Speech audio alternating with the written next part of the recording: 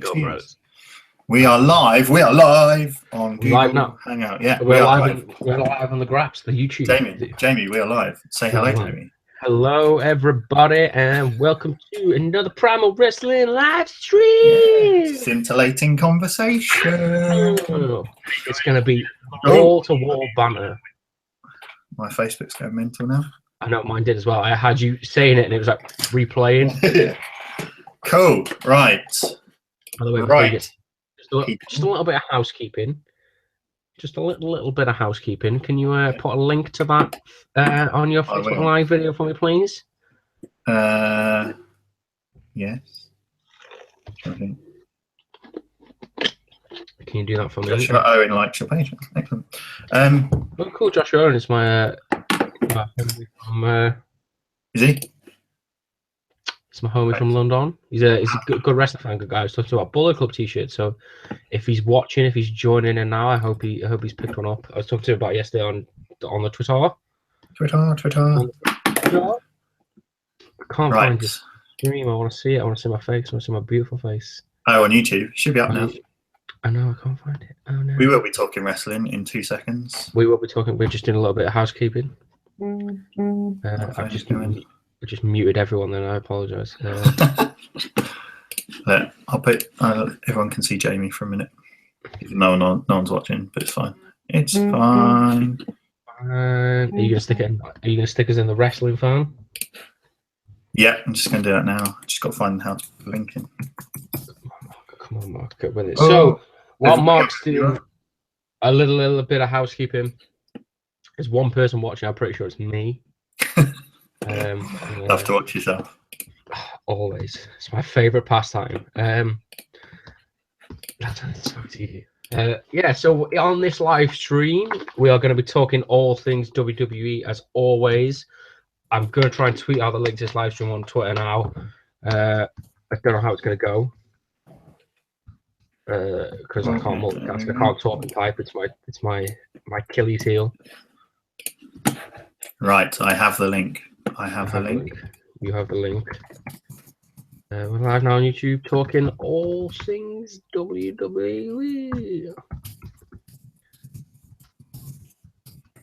Hashtag WWE. Are we going to talk about NXT tonight as well? Possibly. We'll probably dabble into WWE. In my heart.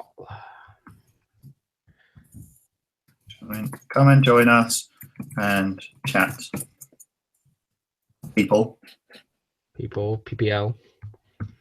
We're in. That's gone on, wrestling fans. That's on the Graps. Oh, it's got an amazing thumbnail. It's going to be amazing.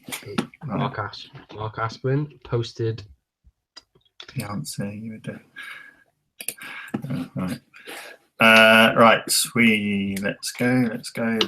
I'm good. You good? I'm good. With that, Josh Owen has just tweeted. Josh Owen, your friend, just tweeted me saying how can he get involved in the live stream. So I'm just tweeting the link at this moment, so hopefully he's going to join in a sec.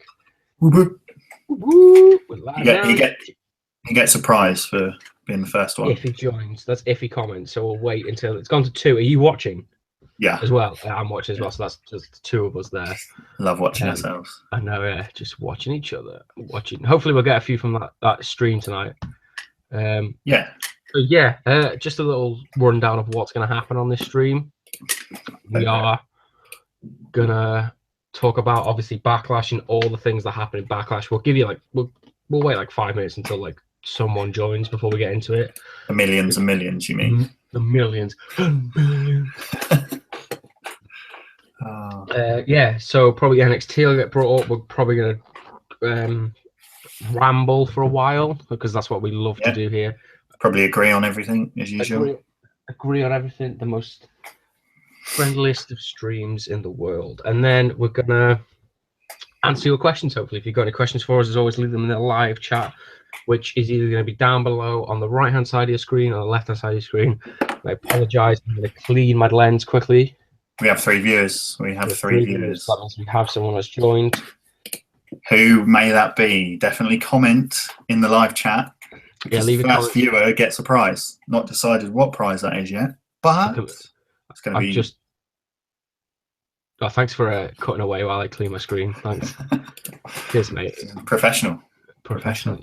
Top quality. So yeah, we obviously have a couple of viewers now. So if you want to make yourselves known to us in the live chat, And post any questions as well.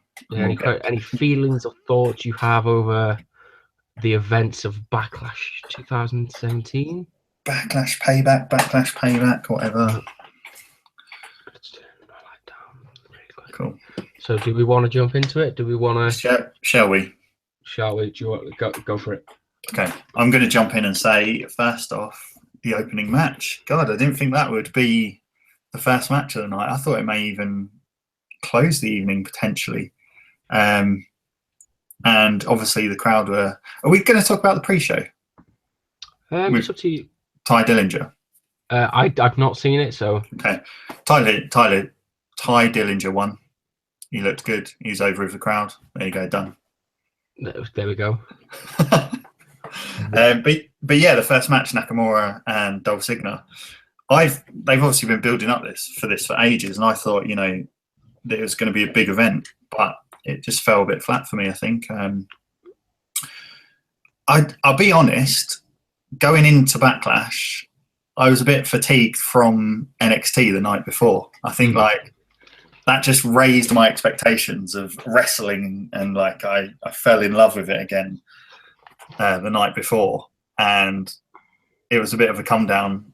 The first match, Nakamura and Dolph Ziggler. I really like Nakamura. I think he's great, and I thought Dolph Ziggler would be the best opponent for him because Nakamura looks great when he's with someone who sells really well.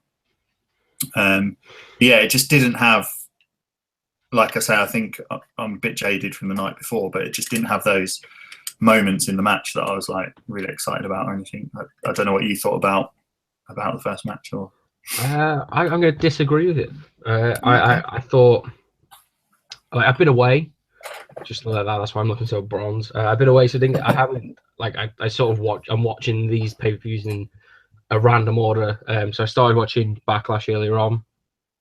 I thought it was a really solid match. I thought it was a lot better than I expected. I think they told a really great story, actually, because I just had this really horrible feeling. I don't know if I mentioned it to you in the live stream we did last week, but I just had this really horrible feeling that they were going to build up this month and a little bit story, and then they were just going to have Nakamura squash Ziggler, beat him straight away. So I was really happy that he went probably in about 15 minutes or so. Yeah, it's quite a long match. I agree with you in that sense. I thought it could potentially be a squash match, but yeah, but I thought they told a really great story. I thought I liked the way that there was a lot of back and forth. Ziggler was quite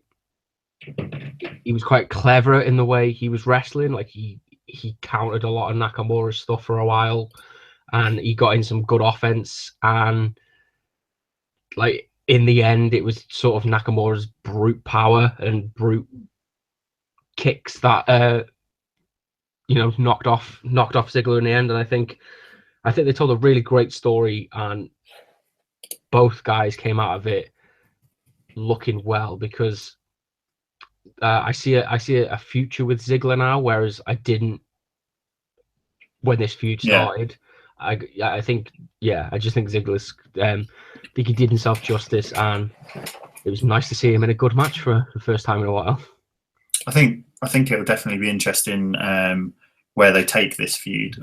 I think a couple of people said, and I quite agree, that hopefully it will go on to. There's Money in the Bank next, which is literally in 2 weeks, I think, and then we've got SummerSlam. So I'm hoping they have a big kind of blast off at SummerSlam, and it just keeps building from there, because I think they do work well together. I'm a big fan of Ziggler, always have been, and Nakamura I think can look great in the right circumstances. His finisher, the Kinshasa, and that looks amazing if it's done right, and the camera angles are right and everything, and it's sold right. It looks amazing. Just to go back to that, I thought Ziggler sold it great, but it did seem a little bit rushed. I felt like it kind of didn't come out of nowhere, but it was just sort of it just kind of felt like it just didn't feel like I had the same build that you get what I mean? Like, does that make any sort of sense? Yeah. It didn't feel like it had the build where he normally does it, where he gets him down, and it felt like Ziggler got up a bit too quick, and it was just kind of like a half Kinshasa, whereas I thought we were going to get this big build and this huge explosion. Sure. But it didn't happen. It didn't happen. But overall, you were happy with the match.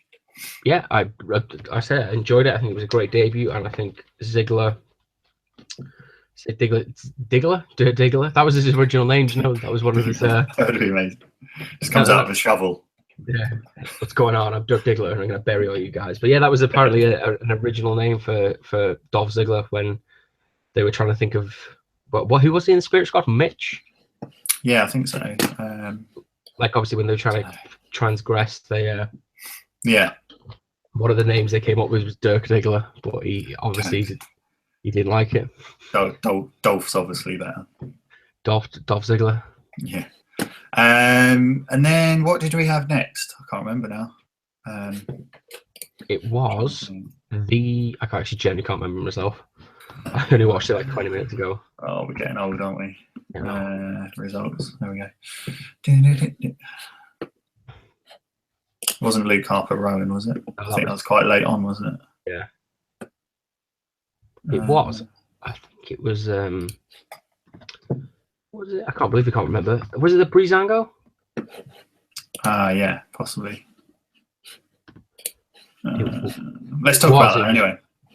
It was Breezango. Sorry, it was. Sorry, I'm just going to jump in. I bloody love this match. I thought it was so good. I'm so glad you said that because I thought it was brilliant. I really enjoyed it. They like I said this in the predictions, my predictions for it, but like I kind of knew that the Usos were going to win, but I think that it was so good. It was like the development of the Breezango fashion police gimmick was so good in this match. Like him coming out and mopping the floor. Yeah, it was wicked. I think they were shouting. It was just so fun, and the way it was just crafted. It went from this really stupid gimmick to like, you know, he was the janitor, and then he was the old woman, but they really played on that, and it really worked so well. And I thought it was great. And for a second, I thought they were going to do it. I thought they were going to give them the titles there and then, but. As I said, I hope this feud goes on, and I hope they don't just disappear now, because again, they came out of this looking great. I think there was a lot of character development. I was just going to say, I like the way they have developed this gimmick, in the sense like it had a role, and then they've expanded on it and expanded on it, and to the point last night where, I loved it. I thought it was brilliant, and I think the Usos played their part in it as well, because like their reaction to what they were doing was just like, "What the hell are you guys doing?" Like getting a bit pissed off with it, which I thought worked really well. Yeah. But yeah, I think they've just got to carry that on now, and I think like in the WWE, and this is my complaint of the WWE sometimes, is like there's quite a lot of bland characters, and unless you're being pushed to the moon like Mr. Mahal or a certified main eventer, then you've got to do something different. And it's fine to be like silly, and because that's what it's entertainment at the end of the day, isn't it? And that's what people enjoy. Like, do you know what I mean? If Breezango had come out as just another generic tag team, they're never going to get over. So they need to do things like that. And I think it just worked brilliantly last night. Like I totally agree. Like these two are so talented, and they and it does. I said this on. I've said this before. I'm probably repeating myself here, but like they were a generic tag team. They were just kind of thrown together when it was during the original brand split, or just before, wasn't it? I think. Yeah, I think so. Yeah, they were just before that. And they were just, oh, well, he's an androgynous, fashionista guy, and this guy dances. Let's team up together. They didn't have a direction. They didn't have a gimmick. They didn't have a style, and they've been given this opportunity. They've developed their characters. They've like honed in on where they want to go with this. They've been given the freedom to do it, and I think a lot of that comes down to the Southpaw Regional Wrestling YouTube thing. Yeah, definitely. Because obviously they were given an opportunity on that to shine, and it's definitely paid off. And it was like they're like a throwback to the Attitude Era, I think, because even before that as well, like when I started watching it, like the 90s and that, you had the silly characters and that, and I think. But I think like the characters were just bad in that day and age. Where I think the Breezango were just genuinely really funny. They the way that they're both great in the ring, but they've now got this great gimmick and these great characters that they're really defining. And as I say, I really hope that they don't just sort of slip back down the card after this, and they do get a chance to shine. And I hope they win the titles at SummerSlam. I think they've got to go. I would like to see the feud develop in the sense that Breezango just keep trying to do these disguises essentially, and just keep playing on that, and the Usos getting more and more pissed off with it, and just build it up that way to a big thing at SummerSlam again. Hopefully, I'd really enjoy that. But yeah, completely in agreement with you. I think it was a really enjoyable match. I really liked the whole thing. I would have liked to seen them win the titles, but at the same time, I quite like the Usos as champions at the moment. They're credible champions. And as I've said before in other videos, I really enjoyed their stuff with American Alpha. So quite looking forward to the tag division on SmackDown at the moment. I think there's a few little routes it can go and work really well. Totally agree. So just to add to your point of what you said there about the Usos keep getting more and more annoyed, and they keep getting pissed off at these really stupid attempts to try and outsmart the Usos. That's ultimately the downfall of the Usos, is the fact that they get so annoyed with Breezango that they keep doing these stupid gimmicks that they finally, outsmart them and get them in a position where they actually have the power and they win. I think they've got a great story, and don't let it go, WWE. Who knows with WWE? Who knows? That is the question. So then up we had maybe a little shocker of the night: Sami Zayn versus Baron Corbin, and Zayn winning. How did you feel about this, Jamie?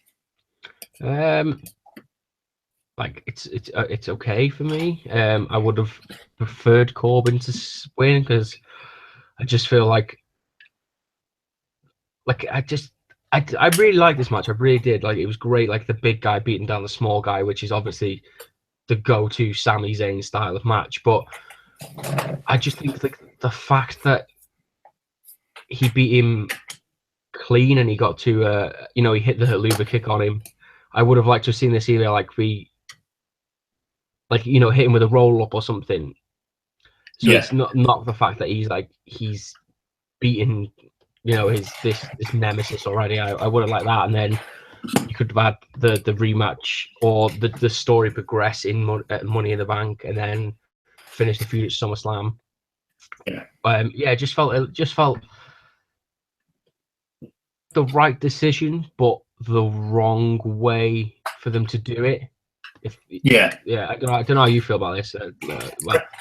Let me know. I just think it's been a bit strange booking with Baron Corbin recently. Like, they keep building him up and then defeating him on it's weird. It's such a roller coaster at the moment.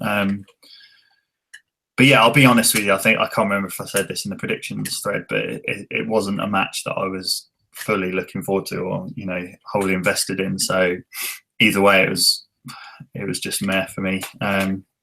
Sami Zayn winning obviously was a bit of a surprise, because he's the perennial loser, isn't he? He loses pretty much every time and still looks good from it. So it's a slightly strange booking decision, but there's nothing from that match that's got me really irritated or really excited enough to talk about it. No, same. Like, it was a good match, and don't really see where Baron Corbin goes from this now. No, I thought he was definitely getting a main event push to even a title match. And then obviously his thing with the Mahal that shall not be named seems to have come a bit left field and pushed everything else to the side. So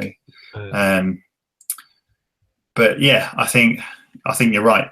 Where does Baron go from here? Trying to think. See, the Intercontinental's on Raw now, isn't it, with Dean Ambrose and that? Yeah. So there's pretty much the only US title or the main title to go for, isn't there? So, yeah, that's the thing. I think like the fact that you're gonna have probably AJ up until SummerSlam, chasing the US title. It just seems okay. I'm gonna take a little. I'm gonna interject a question for you here. Okay. Should they have another title on SmackDown? I was thinking. That's interesting to say. I was thinking this earlier. I think they should. Yeah, I don't know. See that? Yeah, But they've basically swapped the Intercontinental for the US Championship, haven't they? But yeah, I think they need something else. What else? I made a video on my YouTube channel, it's the James Hughes Show. You can check it out as always. There's probably a link for it down in the description below. But I made it when the original brand split was there, and I really love this idea of Rusev bringing back the European Championship. Okay. And I think there is definitely a way you can do that, and that is obviously I'm gonna fantasy book here, but it really just seems like it's too good of an opportunity to miss. And I think obviously he's going to come back and he wants this title shot at Money in the Bank. Yeah. And he's going to lose. I think he's going to lose that.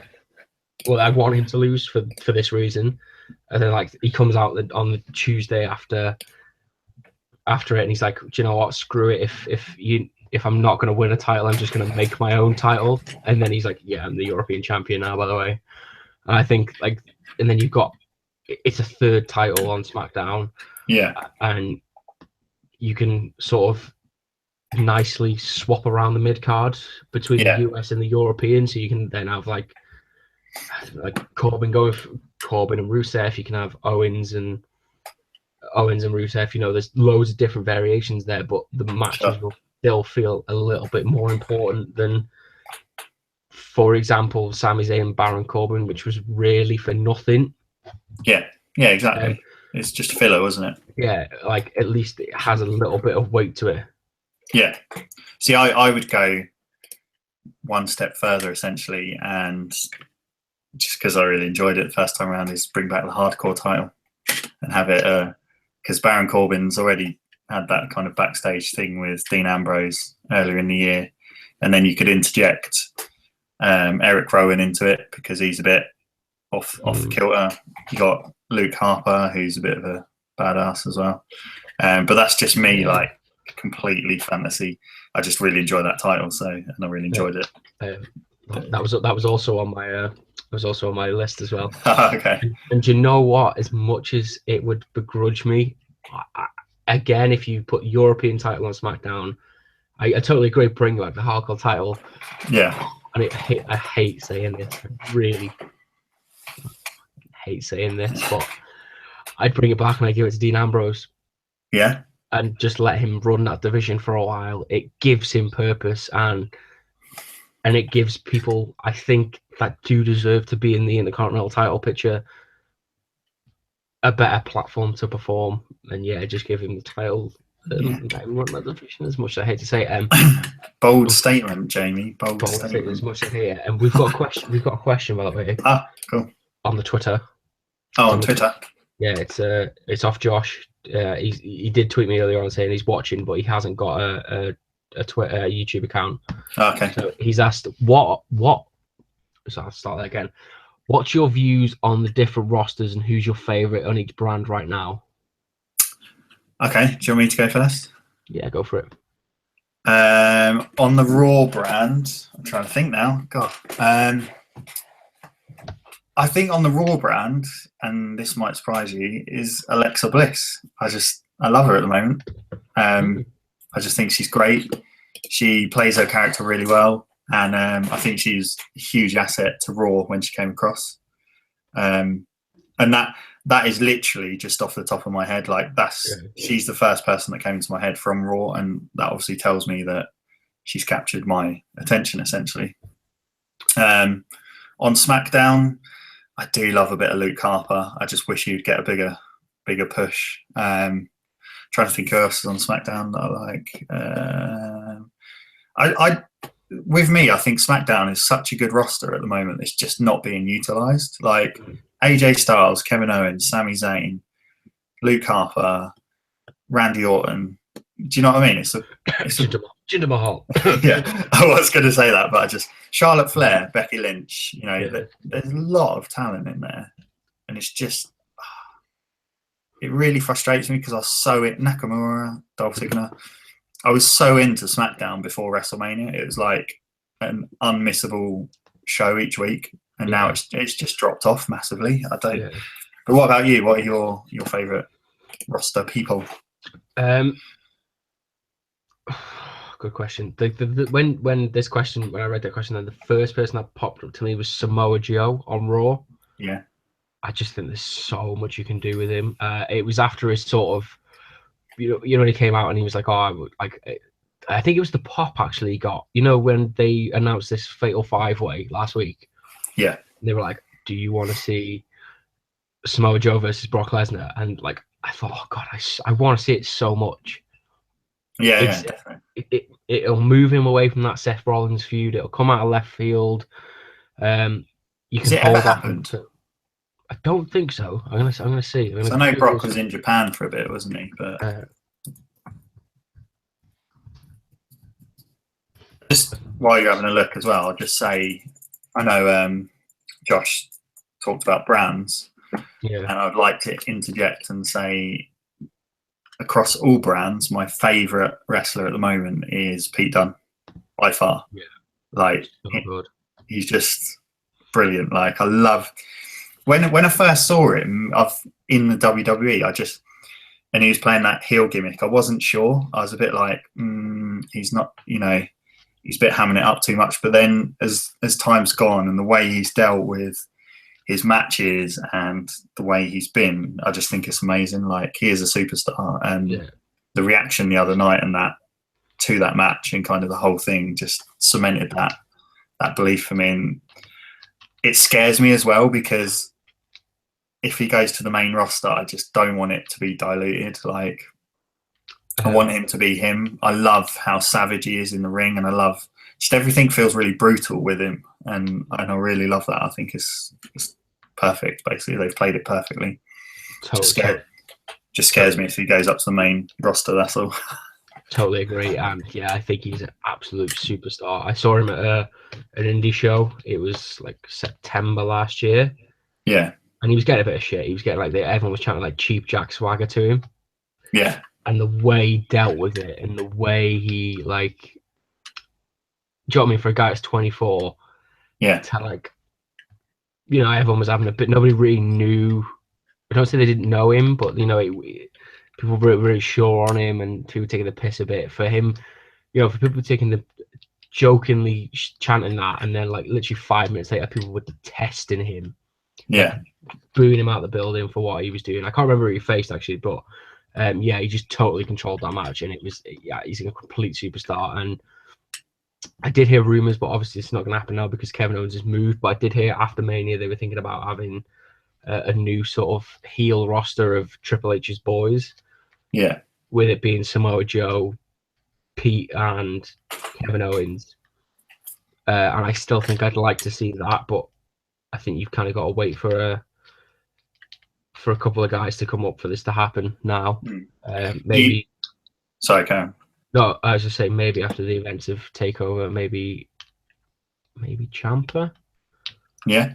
Ciampa, Dunn, and Joe. Yeah, definitely. I think I want to talk about this just quickly because it's something I've really thought about, and obviously we're on the subject. Is I think the reason NXT is so good at the moment, and especially the UK stuff with Tyler Bate and Pete Dunne and Trent Seven and all that, is because we're not getting it put in our faces every single week, and it feels like an event every time they get in the ring. Like it felt massive on Saturday night that finally these two had come together and it was going to be, you know, sorted in that. And that again worries me. If they get put on the main roster, we're gonna see them all the time, and it's gonna get diluted a bit. And I think that's why NXT works at the moment, because the takeover shows are few and far between, and it just feels like a big event each time. Whereas with SmackDown and Raw, we're getting pay-per-views every 2 weeks. They're on TV every week anyway. So yeah, that's a big thing I think about NXT and whatnot at the moment. Yeah, it's exhausting keeping up with all this wrestling. yeah, definitely. Especially living in the UK, when I try and stay up for it all, and by Tuesday night, I'm absolutely wrecked. Like, I'm not dedicated. Josh has tweeted me again, saying he read early somewhere that Ciampa and Gargano are coming up relatively soon. Gargano is money for him. I totally agree on that.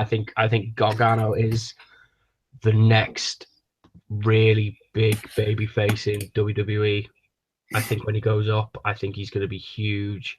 And I think, I'm guessing this is probably going to roll on to our natural thing if we're going to talk about the turn. Yeah. But I just want to say quickly, because we didn't really answer his last question, but we'll answer this one. Well, his point, I think, I don't see him coming up. I don't want him to come up at the same time. Yeah. I'd like to see maybe one, if it is going to be soon, maybe one after SummerSlam. Not sure who. I generally can't answer that question. Either or, and then maybe one after, so they have the match at SummerSlam, obviously take over SummerSlam weekend, and then the winner sort of, maybe actually Ciampa come up after SummerSlam. Yeah. As I said, your faction. And then after that, like Gargano comes up, maybe WrestleMania. Yeah, I'd quite like to see Gargano getting a program with his real life wife, Candice LeRae, and just have some intergender matches, not against each other, as a tag team against some other people on that. Because if anyone's seen her in the indies and that, she's incredible in them type of matches. Like she gives and takes it as good as anyone. And I think that would be quite a nice little different thing for Gargano to do until he comes up. But obviously, I think they're going to feud for quite a while. I can't wait. I'm so excited for their matches. Yeah, it was just quickly saying it was such a good ending to NXT. It was played perfectly as well, like the way they brought up the copyright notice on the screen and stuff and that, and you thought, it's all done. And they're at the top of the ramp, taking in the crowd and that, and then it just kicks off. It was just so good. Yeah, because you can imagine, like from the ovation, a lot of people probably thought they were going up. Yeah, like they were probably going to debut tonight, or tomorrow. And no, they've just pulled the trigger, and I saw Jack the Jobber from What Culture tweet this, and it was like they've not even had the match yet, and you already know it's going to be match of the year. Definitely. It's going to be that good. Just throwing the question back to Josh, who are his favourite brands? People on each brand. Be interesting to. Tweet me, Josh. I just like, as soon as he asked that question. Also, I want to go to least favourite as well. Too many to choose from now. I've got one, and it's sticking out. I've got one for each. I think you know who the Raw one's going to be, so I might mix that up a bit. Who's the Raw one? Well, you obviously think it's Dean Ambrose, but shocker. But he kind of has a purpose at the minute, and that's hopefully going to be to put the Miz over. But I like on SmackDown, Raw. Okay, I think I've heard somebody say this as well, but this kind of pulls back to the question of the brands, and I think that this is how they should have looked originally. I think Raw's got the really great old school, big over the top characters that you can tell a lot of stories with. Yeah. Whereas SmackDown is really it is the wrestling show. Yeah. And it's basically how it was way back when SmackDown first started. And it's the same with Thunder at WCW. It was the wrestling show. you'd watch Raw for the storylines, you'd watch SmackDown for the rest, and I definitely think that's the dynamic they've kind of gone for now. But yeah, I've kind of gone for a bit of tangent there, so I'm going to say the person that needs to go away on SmackDown is one Miss Becky Lynch, because I can't stand the little bitch. Wait, really, what? That shocked me, Jamie. I thought we were friends. She's the female Dean Ambrose. Why? Where does this hate come from? It's been there since the beginning. I just kept quiet. Yeah, no. I think I've mentioned it before, but I just don't get it. I just don't get the character. Like I found it so cringe when she won Straight Fire. That I don't like the way. I know it's really hard to say this because I don't have the best voice, but I just don't like the way she talks. Yeah, it's like it's I don't know. I can't connect with her on any sort of level. I'm gonna be really cringe. I find her voice quite sexy. Do you know? Genuinely, I don't know why, but hey ho. Straight fire. But yeah, I just don't like her as a character. I come out, she's really nice in real life, but for a character, she does nothing for me. She is slightly pissing me off with her different looks at the moment, though. Yeah, that hair at Backlash was like, just go away. She cannot have looked in the mirror and gone, yeah, I'm good, let's go. With that hair like that, it feels like it was unfinished. Yeah, it's just like shade of. Sorry, Josh has just tweeted us again about his favourites on SmackDown, SmackDown and Raw, and he says he has actually agreed with us on 2 there. He's given us 3 on each side. Okay. He's gone for on Raw, Alexa Bliss. Yeah. Samoa Geo. And your boy Finn Balor. To agree with that, I think. I'm going to say something here. I love Finn Balor's entrance. I think it's great. I've never been a huge fan of his, but really? I did watch the WWE Network 24 feature the other day with Finn Balor, and it really, I like him now. If that makes, when you watch something and you see kind of the behind the person, and it just makes you realise, like, actually, he's quality guy. It just enamored me a bit to him more. Yeah, it really made me laugh when they did the Seth Rollins one.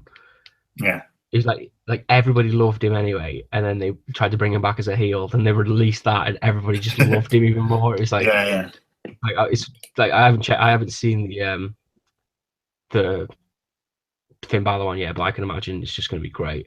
It's really good, honestly. I made a bold statement about,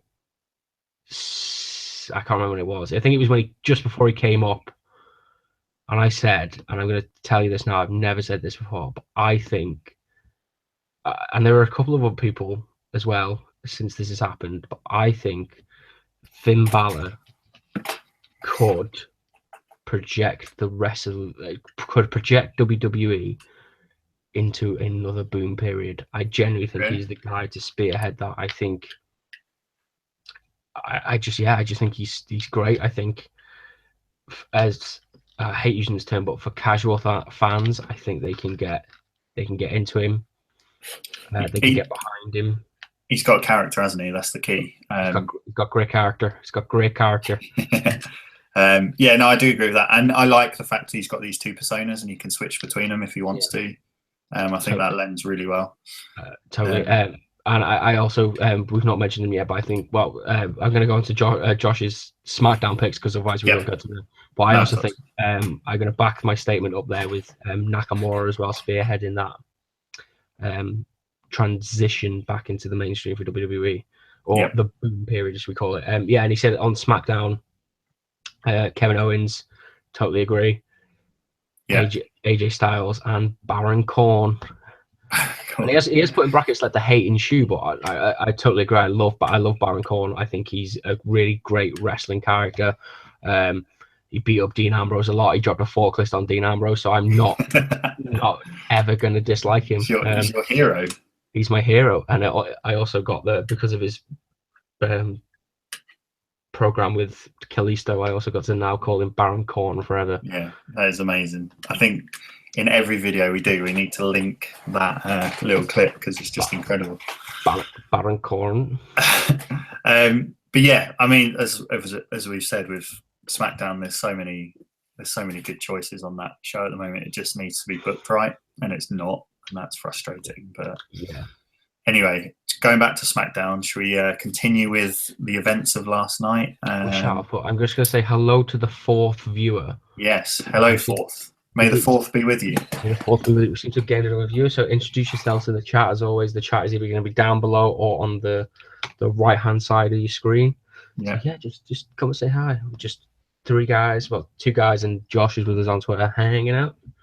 And we're mostly talking about Backlash, but obviously taking your questions. And we may digress a little bit into tonight. We've already spoken about NXT. As soon as we mention the fourth guy, he's left. Excellent. I still got 4 views. Oh no, there he goes. Yeah. He's scared. He's scared. He's scared to ask a question to us too. So yeah, obviously, we've done Sami Zayn, haven't we? Yeah. So the next one was the Welcoming Committee versus Charlotte Flair, Becky Lynch, and Naomi. Where do we start with this one? Right, James Ellsworth can piss off for starters. Best heel in the company. What, James Ellsworth? Yeah, love him. You genuinely like him? In a non-sarcastic, it's a little bit sarcastic, but in a non-sarcastic, I just think he's so great as the really shit heel. Like, I think it's just a great character for him. Yeah. I can't remember, what did he call him? He called him, like, he went, "All right, you stupid socks," or something like that. But when he I don't know if you saw it, but on the pre-show, he's pretty good with Booker T as well. I think I just like him. Yeah, I think it's a little bit sarcastic, but yeah, he's saying I've got to be honest. I kind of need to make a really bad confession. I started watching this match. I got about 3 minutes in. Then I really needed to take a shit, so I went and had a poo while this match was on, and when I came back, the Welcoming Committee had just won. So you're gonna have to fly. You're gonna have to fly solo on this one. Well, for me, we both in the predictions went for the faces, didn't we? Mm-hmm. And yeah, I do not understand in any way possible. I think Mr. Blompier said this as well in his What Just Happened. Why did they win? Just why? Like, there's no point to it whatsoever. You've built it all up, and then surely you'd have the faces win. Well, it's where they go with it from here, essentially. I'm just gonna say, Josh, I've just read your thing you sent me on Twitter. I've just liked it as well, but I'm not gonna read it out in this stream because it's a bit tight, but it's very funny. Is it about James Ellsworth? It's about James Ellsworth. I'll screenshot and send it to you on WhatsApp in a little bit. But what is Josh's Twitter? I need to check. Oh yeah, you do. It is Joshua Owen 88. To be acquainted. Yeah, going back to the match, I think I'm just going to switch to you while I'm searching this. Yeah, it right from the start, it was a shit match, really, wasn't it? Yeah, like I think I kind of get why they give him, like, because I know, like, obviously they're going to build a division around Charlotte, Naomi, and Becky. I assume, like, they're classed as the money makers of the roster.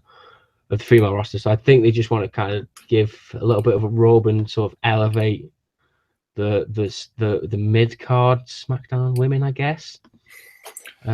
So I kind of get why, and obviously then it does lead to, there is sort of a half story there, I think, with the fact that I don't know what the finish was to the match, but you know, you've got these three women that, you know, that they were all sort of with each other for this common goal of beating the Welcoming Committee, and now they don't really have that goal anymore, so they can go back to fighting each other. They just made it very easy for this group to disband. But yeah, I don't. Yeah. It was just another one of those matches. I'm reading here that they won by submission. So does that mean Sharpshooter? Who did she put it on? I think she put it on Becky Lynch. Of course she did, because she is the biggest shithouse in WWE right now. So yeah, I think she did. I can't remember. Yeah, obviously it was a really great match. Can we move on, because I don't really want to talk about it anymore. I just want to keep you talking about Becky Lynch. That's all. Right. Next up, KO versus AJ. KO versus AJ. How do you feel? Yeah, I think I was just hitting the end of this match before you called me. So I've not seen the finish, but I've just read that the finish was by count out. So I'm okay with that. I said that I felt like Owens was going to retain because I think again there is a lengthy story within this, and him winning by count out obviously doesn't give a definitive winner. I wish they'd gone with that route with the Sami Zayn match, as I said. So yeah, it was a really good match. We couldn't have expected anything other than that. And I was like halfway through it and I was eating my tea, so I was trying so bad to watch it all before I finished the stream. But yeah, before we start the stream, sorry. So yeah, I want to go back and rewatch it, but it felt like a really good match, and so yeah, I'm gonna let you. Yeah, no, I think for me, I was expecting it to be a good match. It was a good match, and I hope they build. I know we keep saying this, but I hope they build on it so that we get to SummerSlam and we have this bloody amazing match between the two. I don't want them to blow it all out, say in Money in the Bank, and just have an amazing match, and then the final one at SummerSlam is a bit of a letdown. I think they need to keep building it. With regards to the match itself, there was some great little spots in it. I don't know if you saw the spots, like there's Owens where he dodged a moonsault and then hit the super kick on AJ. Yeah. And then there's Styles done a powerbomb from the top rope. Yeah, and things like that. I just think there's some good spots in it, and that's what you want from a good match, really, don't it? Yeah, definitely. Again, I can't really think because I was kind of half into this match. I was into it, do you know what I mean? I was half like paying attention because I was trying to sort. So I really want to go back and watch it again. But what I think I'd like to happen is obviously is the next WWE 2017. I think it is Money in the Bank. I think Money in the Bank for SmackDown, isn't it? I think we established this last time. Let me just double check. So Payback, Backlash, Extreme Rules, Money in the Bank. Yeah. So again, you've got another pay-per-view in between that of Battleground. So I would go for Money in the Bank. They're both going to be in the ladder match, I think.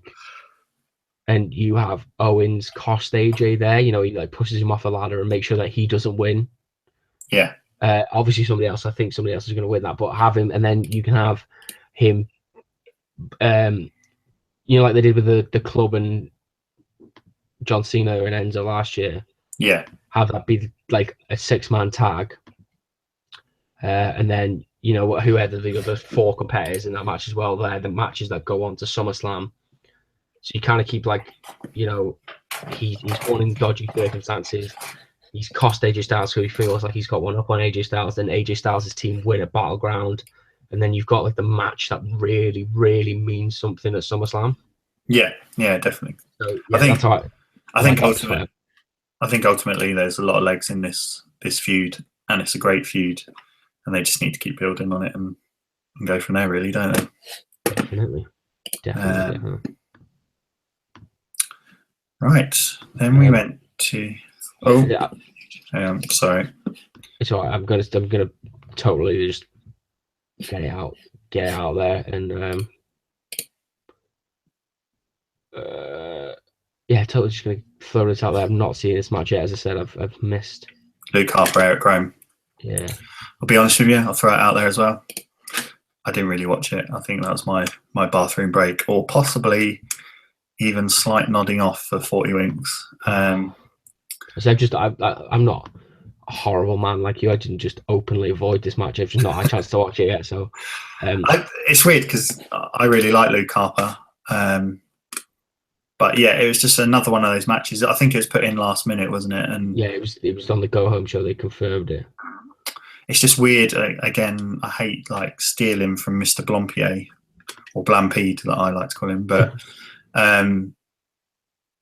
yeah, it's just a bit weird with Eric Rowan and this kind of getting his energy or whatever from this mask or whatever. And there's been a few instances on Talking Smack where he's popped balloons in Renee Young's face and stuff. And it feels like a good gimmick, but it just feels like it's not there yet. Yeah, it feels like he's a bit lost at the minute. They don't really know where. I think it's the same for for either or both of them. Do you know what I mean? Like they, I forgot where I was going with this. They're both kind of lost in that Wyatt family wilderness at the moment. Yeah, like the Wyatt split. Yeah, they don't, because I think they bill it as Wyatt family members, but they're not anymore. Do you know what I mean? They both. Well, I know Rowan still has some sort of an allegiance to Bray, but they're on different brands. But yeah, I think they're just kind of, they don't really know where to go with them. I think this is kind of the right thing to do. Again, as well, I'll just say this as well. The pre-show with Booker T, Renee Young, and then Garth Radio, I can't remember his name. Eric Rowan kept, I think so. Is it Rosenberg or whatever? Eric Young kept popping up in the pre-show, just like randomly, and just sitting down and just doing random things. And I actually quite liked that. It was, and his interaction with Booker T and stuff, and it's just really good. And that side of his character, I'd like to see kind of turned up to 11, if that makes sense, and emphasized more within the actual shows and within the matches and stuff. And I'd love to see him just do some weird things that just a weird. But as a match as a whole, wasn't that invested in it. Again, when I saw them at SmackDown Live, it was a decent match, but nothing mind blowing to get me excited. I'm just going to give you some little bites here. Obviously, because we're not talking about, well, we haven't seen the match yet, so just doing some events. Do you know, last year there were 15 pay-per-view events. Gee, it's insane, isn't it? This year there's going to be 13, and that's kind of, the average is kind of 13, and that's been the way it's been since. So in 1994 there was 5 events, and then in 1995 it went to 10, and then it's kind of floated between. It was 12 and 96, just to throw it out there, but then it's kind of floated between 14 and 16 events thereafter. Yeah. Obviously, there's a couple more because of the brand split last year, but it looks like they've gone for 13 events this year, and I think that's fine because that's one a month. Is it one a month? Yeah. One a month, and then like an extra one thrown in a certain month, but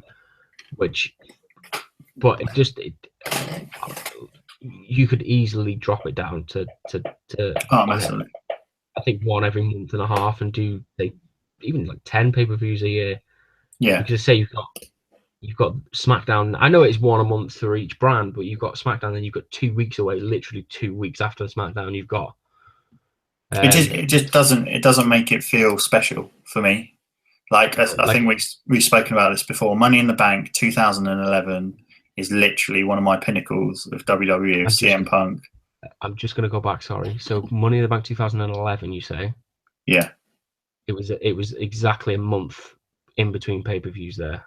Yeah. I don't feel there's enough build between pay-per-views. I feel. Do you know what I mean? Like we had WrestleMania, and I feel fatigued from pay-per-views already, and we've only had 2, but because they're so frequent. It was like I hated, like last year, it was so clunky after the brand split. It kind of started off okay, like the every 2 months kind of thing. Then you had Survivor Series, and literally a week later, 2 weeks later, sorry, you had TLC, but that had no build. Yeah. Because there was obviously all the storylines were kind of put on hold for Survivor Series. It's literally just so like. Just couldn't care less about it. The crowd and that is exactly why I'm enjoying NXT at the moment, because it feels like every event there's a build to it, and it feels like a culmination of feuds and whatnot. Which obviously leads us on to the biggest feud of them all, Jinder Mahal.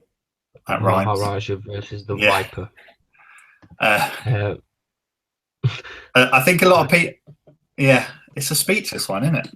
I think like it harks back to when I saw SmackDown Live and Jinder Mahal beating Randy Orton clean on that night as well. It was actually a shocking moment. And last night, even though I half expected it, it was still like, shit, that's just happened. Like Jinder Mahal is WWE champion.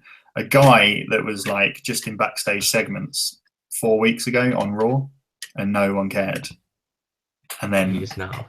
Yeah, from a business point, I can completely see why WWE do it.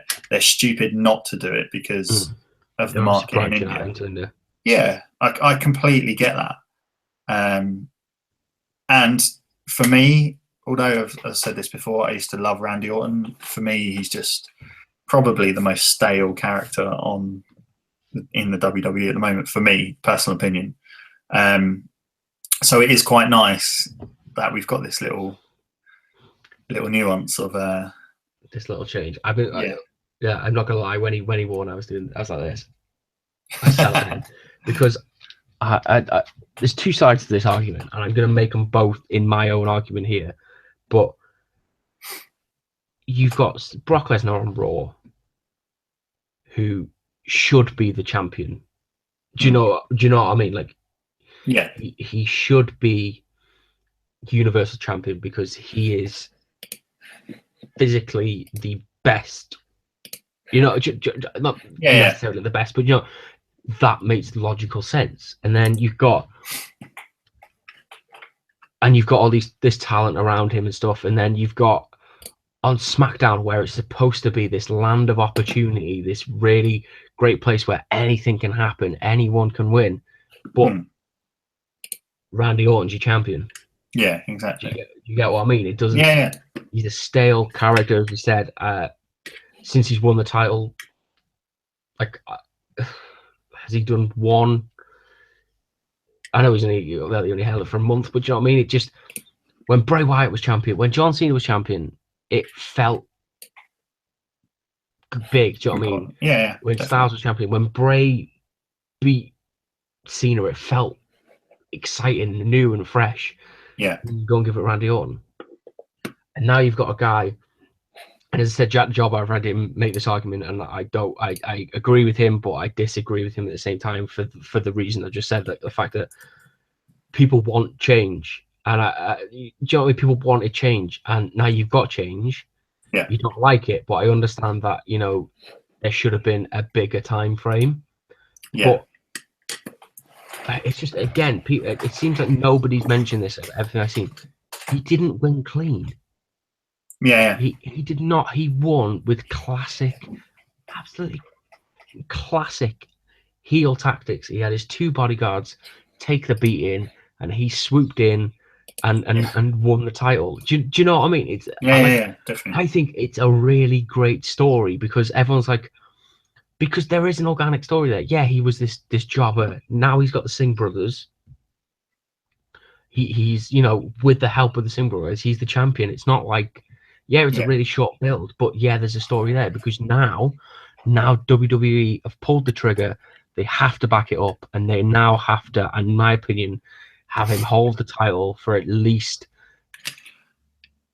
I think, 6 months. And I think he's completely got to hold it for a while. Completely. But every time he defends it, it's the Singh brothers that help him win.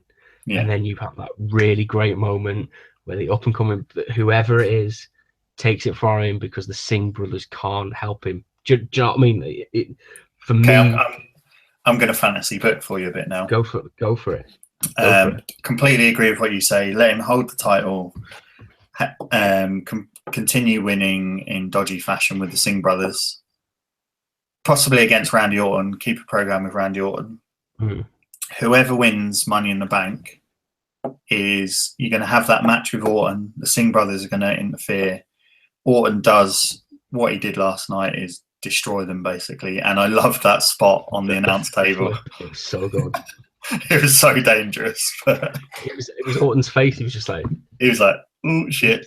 It was like it's a kind of jumper. I watch a lot of cricket, and there's a famous bit with Freddie Flintoff where he's basically sledging a batsman who can't bat, and he's basically like going, go on, hit this one out of the ground and that. And the guy tries to do it because he's pissed off with Freddie Flintoff sledging him, and he completely misses it and gets out. And Freddie just behind is just like, like giggling to himself. Like, and that's exactly Randy Orton last night. He's like, oh shit, what have I done? But yeah, so continued program possibly with Randy Orton, destroys the Singh brothers in a match.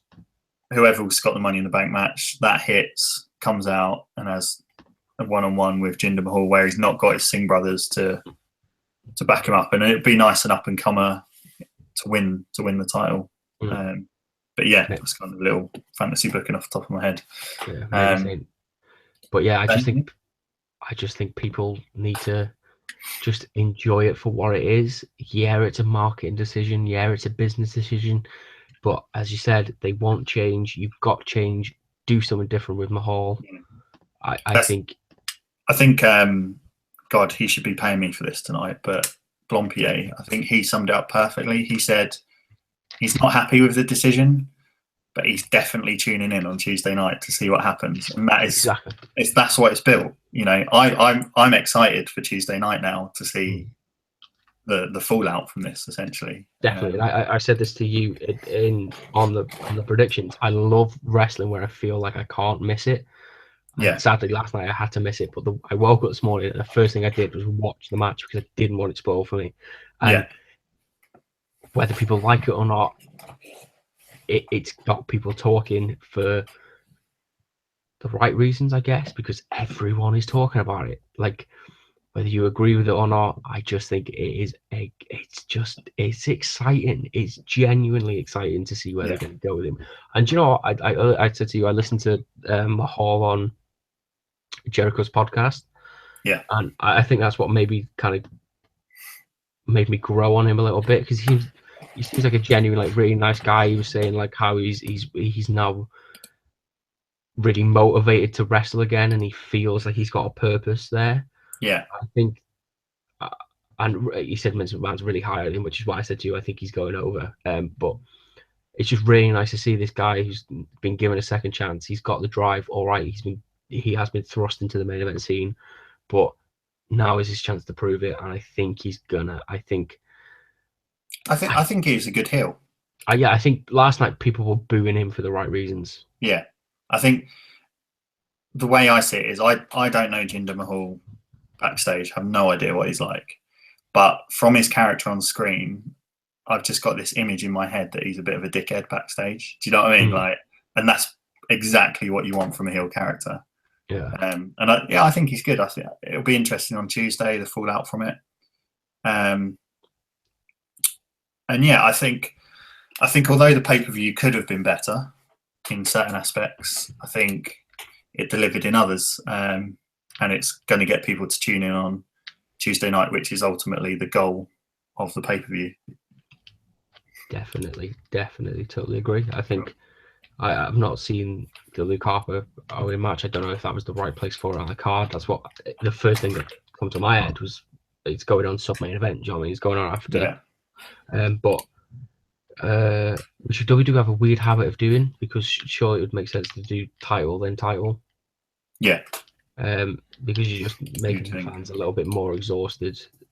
But yeah, I enjoyed what I've seen of Backlash. As I say, obviously Jinder is the main talking point, and I think good luck to him. I think go and be the biggest bastard you can be in WWE.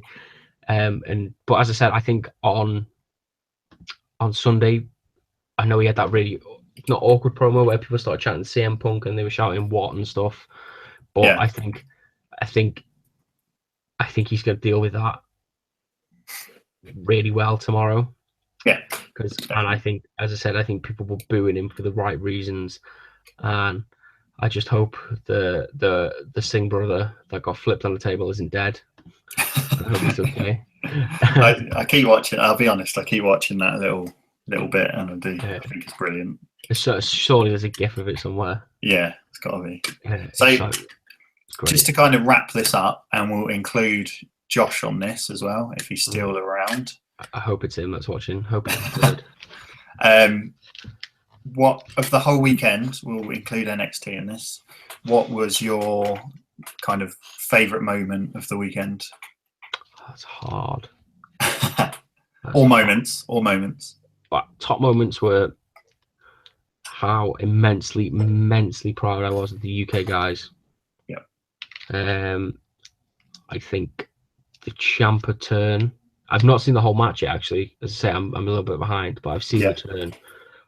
I'm sure that match is going to be amazing with Officer Payne. Yeah. But I think I'm going to go for Jinder winning. I think Jinder. Moment. It is a honestly era-defining moment. Yeah. But it's got people talking definitely for the right reasons. Yeah, Josh has just tweeted, by the way, he really enjoyed the ladder match on NXT, and the UK match was effing incredible, he says. So I think those sentiments are conveyed around the whole wrestling universe. I haven't seen the Okada thingy match. I always forget his name. What's his name? Oh, if you don't know. Bullet Club member. Marty Skull? What'd you say? Marty Skull? No. Adam Cole? Kenny, is it Kenny Omega? Yeah. Omega. Everyone said that was match of the year, and I think it went on for like 60 minutes or something. Yeah.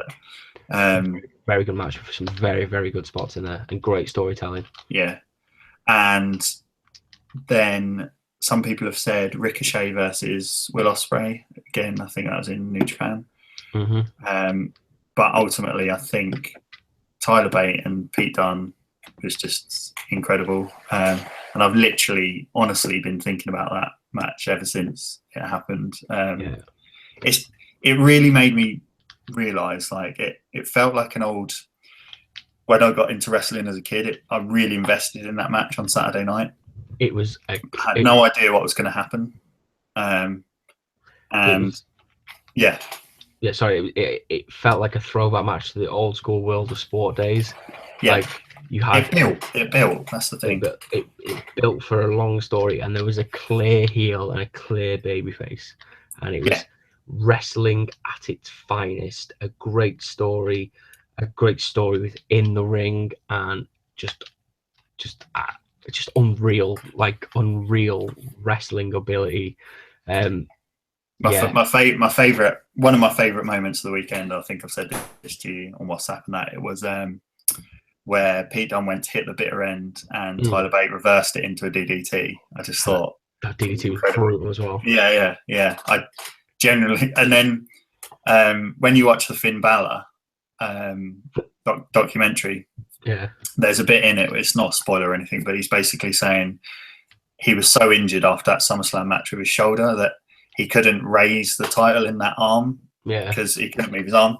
And the cameraman was like, raise the title. And he thought, I can't literally lift my arm. And when Pete Dunne won the title, he was standing there and his arm was like how Finn's was. And I thought, shit, has he injured himself as well? But he sold it perfectly. Like, it was brilliant. Just little things within that match as well, coming out with the Progress belt in his teeth. I think that's like an iconic picture. And I think we could talk about that match all night, really. I was a little bit tired when I watched it. It woke me up yesterday, and I'm definitely gonna go watch it. And I'm probably gonna show all my friends and be like, "This is why wrestling is so great." 100%. And people could invest in that don't know anything about wrestling, because there wasn't this dodgy, gimmicky story behind it. It was literally good versus bad. See what happens. But yeah, from other moments for me, mentioned it, so I won't linger on it too much. Breezango and their little match, I really enjoyed that. Again, that's why I enjoy wrestling, funny stuff like that. Where you could just kind of detach from reality a bit and just have a bit of fun with things, and it doesn't have to be uber serious all the time. Yeah, it was the perfect blend of silly and, because I just loved it when he was dressed as the granny and he hit that picture perfect drop kick. And it was like, oh man, they're just so good. I'm probably going to go and watch it again now, to be honest. I want to watch it. The Pete Dunne, Tyler Bate. No, Breezango. Get you. Yeah, I'm going to go and watch it again, I think. Because your day one is H. Exactly. Which is one of the funniest lines in wrestling this year, I think. Yeah, I'm going to go and watch the Finn Balor documentary, I think, before I go to bed. Oh, yeah, definitely. Tell us what it is. But other than that, I think it's a good time to wrap up. And I just want to say thank you to Josh for sticking around. It'd be great, like, obviously, if you can get a YouTube account so we can chat to you within YouTube and that, and kind of get you involved more next time, hopefully. I think he's just me over there. It's always great chatting to you, Jamie. I know we can just geek out for an hour and talk about wrestling. Yeah, Josh said Okada versus Omega was incredible. New Japan are doing something in Ring of Honor in London soon. Tickets available soon. So yeah, that'd be pretty cool. I've seen the majority of the Bullet Club wrestle, and it's definitely opening doors for me to kind of find Japanese wrestling. Yeah, I've not watched a lot of it, but I want definitely. It's one of my passion projects is to get into more Japanese stuff. So yeah. I'd say I've seen the Okada Omega match purely, which was absolutely incredible. But yeah, thanks to all those random people that dropped in and out during this stream as well. There was a few at some points. We did have like a hefty 5 viewers. Woohoo! Anything else you got to add before we sign off? No, not really. I don't know actually. No. Yeah, looking forward to Raw and SmackDown. Probably SmackDown a little bit more, just see what happens with Jinder. Yeah. Are we gonna try and do a live stream probably later in the week to talk about Raw and SmackDown and possibly, yeah. Jinder's impressive title reign. Yes. I hope he doesn't lose it on Tuesday. Like just rematch like a 2-day reign. Yeah. There's another question for another day. How badly a rematch clause is killing wrestling. Yeah, and also the 30-day rule. It's just it's just ridiculous. Let me just double check something. You put me that. What was that you just said there? The 30-day. 30-day rule, where you got to defend your championship within 30 days. Yeah, let me just have a look at it a second there. So Goldberg, Brock Lesnar won on April 2nd, 2015, and that's days held. It was 58 days he held it for. He's held it for 50 plus days. Yeah. So and he's not defended it once, and he's not been seen on TV. So, yeah, Naomi had to give hers up a week into her reign because she couldn't defend it. Yeah. So there you go. That's WWE for you. The trepidation. But yeah. Other than that, I think it's just thank you, Josh, for sticking around, listening to us ramble. Hope you enjoyed it. Yeah, if you did enjoy it, even if you've not got a YouTube channel, it'd be great if you can just click the thumbs up below, because that tells YouTube that we're all right. We're doing all right. Yeah, we're okay. We're good. Yeah. Other than that, did you just thumbs up it? No, someone else. Did you not? Oh, I did. Somebody must have already did it because I just done it, and then it went up by another one after I did. So I'm going to do it. 3 now. We're in 3. Was it? Yeah. 4. 4 now. The most likes we've ever got on a video. I know. Wow. It's because I told you. It's because my face is in it. Because I am. Yeah. The Adam Blompier of Primal Wrestling. You are. You are just my dirty Jack the Jobber. I don't mind being Jack the Jobber. He's quite liked, I think, isn't he? Yeah. The fangirls love him. He's not been on TV much recently. Oh, I say TV. He's not been on many videos. The Tumblr kids love him, so he can be my Jack the Jobber. Anyway, we're rambling here, so I'm gonna. Yeah. So yeah, if you did enjoy this video, for anyone that watches it back, do you upload this to YouTube, by the way? Do you leave them on there? Yeah, I do. Yeah. But it's just like I've never been able to find them. That's why I was just double checking that you do. Yeah, I think it just uploads it generally anyway. Just leave it on there. Cool. Yeah. So yeah, if you have enjoyed this video, as always, please, that was very desperate, but yeah, just give us a subscribe, because we're going to try and do these live streams pretty regular. I think probably at least a couple of times a week, and more if we can. If you want to check out Mark's channel, you don't use that channel anymore, do you? Actually, not really. Plug yours. I'll give you my time. I'll plug. Thanks. Yeah, so subscribe to Primal Wrestling, and if you want to check me out, it's the Jamie Hughes Show. You can check me out and subscribe. I do film stuff and all that jazz on there. So yeah, check me out. It'd be really helpful to us both. And I have put your link in the description below. So all that. Finally. Yeah. I need to change the default settings so it's in there all the time. I will do that. Otherwise, I'm quitting this stream. I need to pay you more, don't I? Really. My lawyers will be in touch. Yeah. Okay. So I'm just going to say my usual cheesy line of mark out. Do you want to say bye, Jamie? Yeah, as I always say on my normal videos. Ta-ra. Ta-ra. See you later, guys. Cheers. Bye. Bye.